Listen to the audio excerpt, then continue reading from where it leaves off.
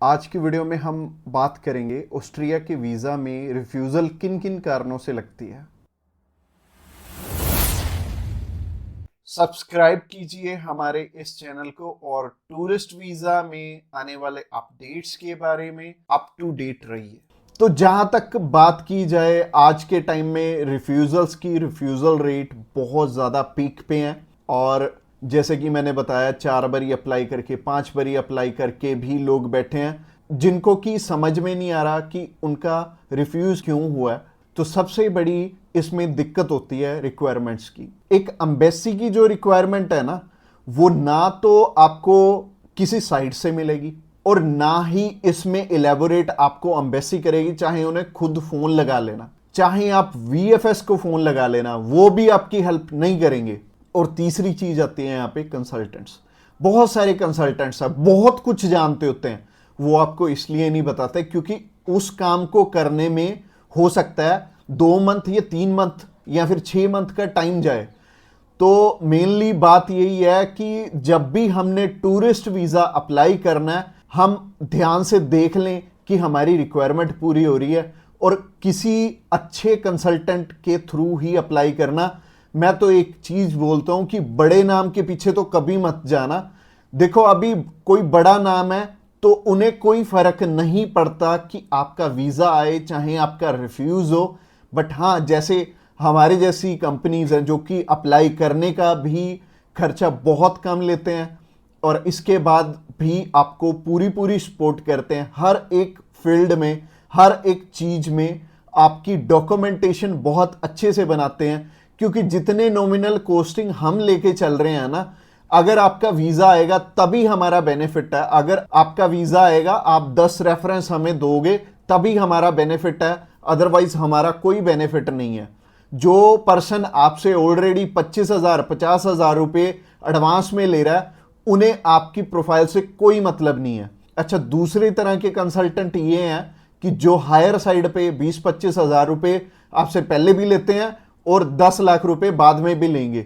उन्हें भी आपकी प्रोफाइल से बहुत हद तक कोई मतलब नहीं है क्योंकि उन्होंने आपसे एडवांस ले लिया है और उन्हें यह फर्क नहीं पड़ता कि आपका वीजा आए या ना आए। वो अगर 10 केस अप्लाई करेंगे तो उसमें से एक वीजा तो वैसे ही आ जाता है, तो उनके 10 लाख रुपए तो वैसे ही बन गए। तो उन्होंने आपकी टेंशन क्यों लेनी है? तो सिंपल सी बात है, मैंने आपको अपना मोटिव बता दिया है कि हम रिक्वायरमेंट आपकी अच्छे से क्यों फुलफिल करवाते हैं जब भी आपने टूरिस्ट वीज़ा अप्लाई करना होता है। क्योंकि हमें आपसे बहुत कम पैसे मिलने हैं। अगर आपका वीज़ा नहीं आएगा, आपसे हमें रेफरेंस नहीं मिलेंगे, तो हमारा फायदा ही नहीं है इस काम में आने का। इसके अलावा पहला रीज़न तो हो गया जो कि रिक्वायरमेंट के ऊपर है कि रिक्वायरमेंट अपनी बहुत अच्छे से समझ लेना और पूरी कर लेना, तभी वीजा अप्लाई करना। और दूसरा रीजन है कि आपके फाइनेंशियल डॉक्यूमेंट्स बहुत अच्छे से फुलफिल नहीं हुए होते। तो फाइनेंशियल डॉक्यूमेंट्स अगर अच्छे से पूरे नहीं होंगे तो एम्बेसी आपको वीजा आप ही बताइए कैसे देगी। उन्हें एक प्रॉपर प्रोफाइल चाहिए, उन्हें ऐसी प्रोफाइल चाहिए कि स्टेप बाय स्टेप आपके सारे डॉक्यूमेंट्स आपस में मैच कर रहे होने चाहिए। जैसे कि आपका जो ऑक्यूपेशन है, वहाँ से आपकी कितनी मंथली इनकम आ रही है और क्या वो उसी प्रोफेशन से इनकम आ रही है आपकी, और आपके फाइनेंशियल्स आपस में मैच कर रहे होने चाहिए, तभी आपका वीज़ा लगेगा। तो अगर आपको नहीं पता है कि आपके फाइनेंशियल मैच कर रहे हैं या नहीं कर रहे, तो आप क्या कर सकते हैं, आप अभी हमें कॉल कर सकते हैं। आप जान सकते हैं कि आपके फाइनेंशियल अच्छे से मीट कैसे होंगे। और कॉल तो आप इस वीडियो के एंड में ही हमें करना, क्योंकि आगे जो रीजन है वो भी बहुत स्ट्रॉन्ग रीजन है कि आपका वीजा इन इन कारणों से भी हो सकता है। प्रोफाइल का तो मैंने आपको बता दिया कि आप हमें कॉल कर लेना। इसके अलावा जो तीसरा सबसे बड़ा रीजन है वो है कि आपके यहां पे इंडिया में टाई स्ट्रॉन्ग ना होने, यानी कि इंडिया में आपका कोई ऐसा रीजन नहीं है कि आप वापस लौट के आओ। जैसे कि मैरिड है अगर कोई, तो उनकी वाइफ उनका रीजन बनती है वापस आने का, और अगर कोई अनमैरिड है उसको थोड़ी सी प्रॉब्लम ही आती है। बट इसका भी सोल्यूशन है कि आप बेटर है, अगर आप 20-21 साल के हो, 22 साल के हो, तो बाहर जाने के लिए मैरिज तो करोगे नहीं, तो कर क्या सकते हो, आप अपनी मम्मी या फिर अपने पापा में से किसी एक जने को अपने साथ में अप्लाई करवा लो। इससे क्या होगा कि अगर मम्मी आपके साथ जा रही हैं, आपका नहीं है वापस आने का स्ट्रॉन्ग रीजन, बट उनका बन गया, तो उनके चक्कर में आपका भी वीजा आ जाने वाला है। तो आप कर क्या सकते हो, या फिर मम्मी या फिर पापा को अपने साथ में अप्लाई करवा लो, तो ज्यादा अच्छा रहेगा, आपका भी टाई स्ट्रांग हो जाएगा।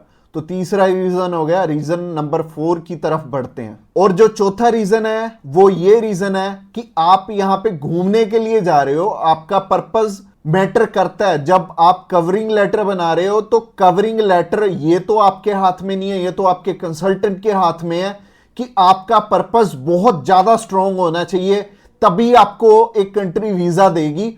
और वीजा उन्हीं को मिलेगा, लाखों लोग अप्लाई करते हैं जिनका की एक पर्पस होगा, जिनका एक कारण होगा बाहर जाने का। वीजा सिर्फ उन्हें ही मिलने वाला है जिनका एक रीजन बहुत ज्यादा स्ट्रांग होगा। तो रीजन बहुत ज्यादा आपका स्ट्रांग बनाएंगे अगर आप हमारे थ्रू अप्लाई करेंगे। तो ये चौथा कारण था आपका वीजा रिफ्यूज होने का। और ये 4 कारण ही हैं जो सबसे बड़े रिफ्यूजल के आपके चांसेस बनते हैं। जिन कारणों के पीछे, ये चारों चीजें अपनी ठीक कर लो। और जैसे मैंने पर्पस में बताया, पर्पस आपका बहुत ज्यादा स्ट्रांग हो जाएगा अगर आप हमारे थ्रू अप्लाई करेंगे। तो अगर आप हमारे थ्रू अप्लाई करना चाहते हैं, आप जानकारी लेना चाहते हैं कि आपके रिक्वायरमेंट पूरी है, क्या आपके फैमिली टाइज स्ट्रांग है, तो आप अभी हमें कॉल करके पता कर सकते हैं कि क्या आपकी रिक्वायरमेंट अच्छे से पूरी है, क्या आपके फाइनेंशियल डॉक्यूमेंट जो कि सबसे ज्यादा इंपॉर्टेंट है आपस में मैच कर रहे हैं। इसके अलावा जो तीसरा कारण था वो था आपके फैमिली टाइज कितने स्ट्रांग है। इसके अलावा चौथा कारण है कि आपका पर्पस हम कितना स्ट्रांगली लगाएंगे। इसके ऊपर आपका वीजा डिपेंड करेगा। और वीजा चाहे आप फर्स्ट टाइम अप्लाई कर रहे हो, चाहे ऑलरेडी आपके 1 रिफ्यूजल है, 2 है, 3 है, 4 है, जितनी मर्जी आपकी रिफ्यूजल्स हैं, मैटर नहीं करती। हमारे पास बहुत सारे लोग आते हैं, एक पर्सन का हमने अप्लाई करके दिया था और उनका टोटल 12 बार रिफ्यूज था, 13th टाइम उनका वीजा आया था। और मोस्टली लोग 1 बारी, 2 बारी, 3 बारी, तो बहुत सारे लोग रिफ्यूज होते हैं।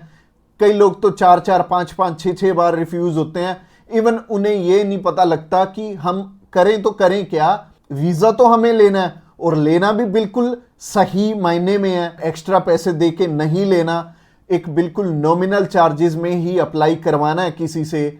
तो उस कारण में वो ट्रैवल हिस्ट्री वाली साइड भी जाते हैं। तो ट्रैवल हिस्ट्री वाली साइड मैं तो बिल्कुल नहीं बोलूंगा कि आपको ट्रैवल हिस्ट्री बनानी चाहिए, क्योंकि इस टाइम एयर टिकट्स ही इतनी महंगी हैं कि अगर आप एक कंट्री में भी ट्रैवल करते हैं तो आपका 70 से 80 हज़ार रुपये लग जाते हैं। इसके अलावा अगर आप 3-4 कंट्रीज में ट्रैवल कर लिए तो आपके 3-4 लाख रुपए खराब हो जाने वाले हैं। और जैसे कि मैंने आपको पर्पस वाली वीडियो में बताया था, 15 से 16 हज़ार रुपये में आप हमारे थ्रू अप्लाई कर लेंगे और आप कम से कम 3 लाख रुपए में अपना 20 बारी अप्लाई कर पाओगे।